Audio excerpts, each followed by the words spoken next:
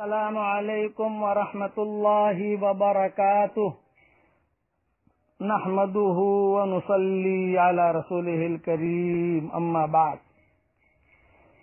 رمضان کے متعلق اور شب قدر کے متعلق آج کا سبق سن لیجئے۔ رمضان المبارک کی راتوں میں سے ایک رات شب قدر کہلاتی ہے، جو بہت ہی برکت اور خیر کی رات ہے۔ قرآن شریف میں اس کو 1000 مہینوں سے بھی افضل بتلایا ہے۔ 1000 مہینے کے 83 برس 4 ماہ ہوتے ہیں۔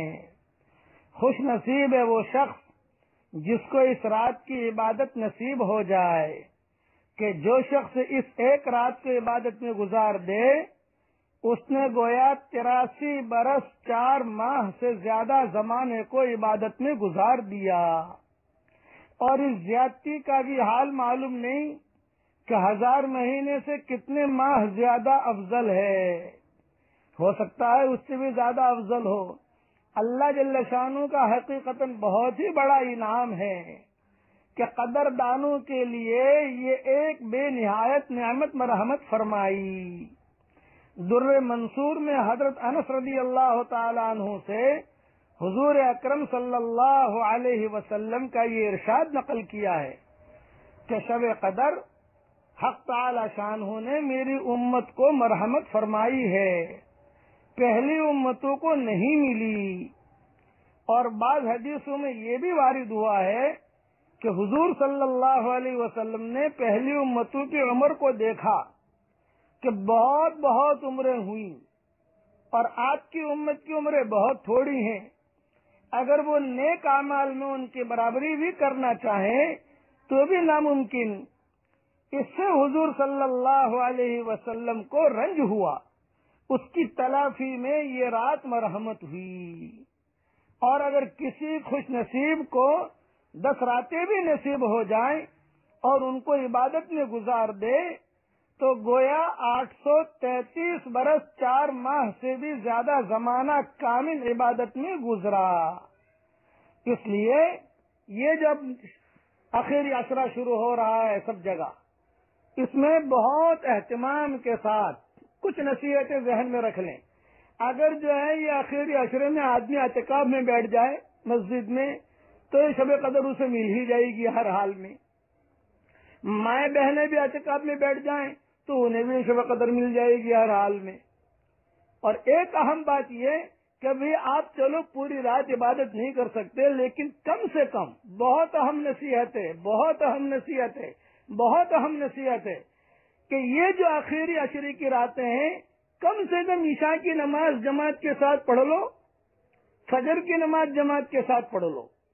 تو حضور صلی اللہ علیہ وسلم فرماتے ہیں کہ جس نے عشاء کی نماز جماعت کے ساتھ پڑھی، فجر کی نماز جماعت کے ساتھ پڑھی، تو پوری رات عبادت کرنے کا ثواب اللہ دے دیں گے۔ تو ہم تو غافل لوگ ہیں بھائی، کم سے کم اتنا کر لو۔ اور اگر اعتکاف میں بیٹھ جاؤ تو بہت اچھا ہے۔ طاق راتوں میں یہ رات آتی ہے، یہ ذہن میں رکھنا، طاق راتوں میں۔ اب میں تو اپنے ساتھیوں کو یہ رائے دیتا ہوں کہ بھئی حرم شریف کی طاق رات ہوگی یا ہمارے ہندوستان پاکستان میں طاق رات نہیں ہوگی۔ ہندوستان پاکستان میں طاق رات ہوگی تو وہاں طاق رات نہیں ہوگی۔ اس کے لیے 10 راتوں میں جو ہے عبادت میں لگ جاؤ۔ اس لیے علماء نے لکھا ہے حرمین شریفین کے طاق راتوں کا زیادہ اعتبار ہوتا ہے، یہ علماء نے لکھا ہے۔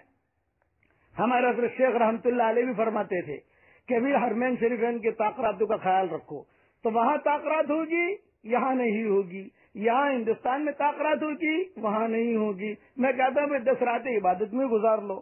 اس لیے میری درخواست یہ ہے کہ اعتکاف میں بیٹھنے کی کوشش کریں، مائیں بہنیں بھی اعتکاف میں بیٹھنے کی کوشش کریں، اور جو آسانی سے آسان ہو سکے کم سے کم عبادت میں آدمی گزارے، یہ میری درخواست ہے۔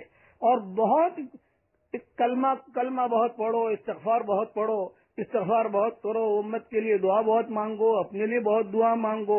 10 دن کی قربانی دے دو تو اللہ تعالیٰ بہت بڑا اجر دے گا۔ اللہ تعالیٰ ان راتوں کی قدر کرنے کی ہمیں توفیق عطا فرمائے۔